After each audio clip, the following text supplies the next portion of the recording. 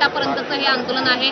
वेगवेगळी घोषणाबाजी नाही, कुठला तरी हे वयोगट तर येतोच आहे, पण त्यातला जेनझीचा वर अन्याय जो होतोय तो सहन करण्यासारखा नसतोय, कारण त्यांचा जीवनाचा प्रश्न आहे.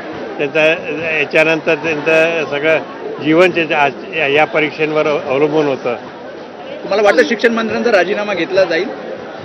घेतला पाहिजे असं आम्हाला वाटतं. त्याशिवाय पुढं काही सरकणार नाही. पावलं पुढचे पॉझिटिव्ह स्टेप्स काही पुढे घेता येणार नाहीत. काँग्रेसनं राहुल गांधींनी बेमुदत आंदोलनाचा इशारा दिलाय. कालपासून ती हाक दिली आहे बेमुदत आंदोलनाची.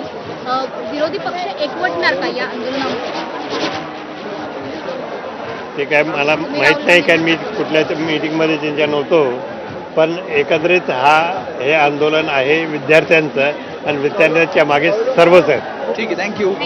सर थोडक्यात हिंदीत फक्त आज आप यहाँ पर आए हुए हैं, क्या कुछ बातें हुई अभिजीत तरीके से, कैसे आप हे आता निघतोय ना? चला.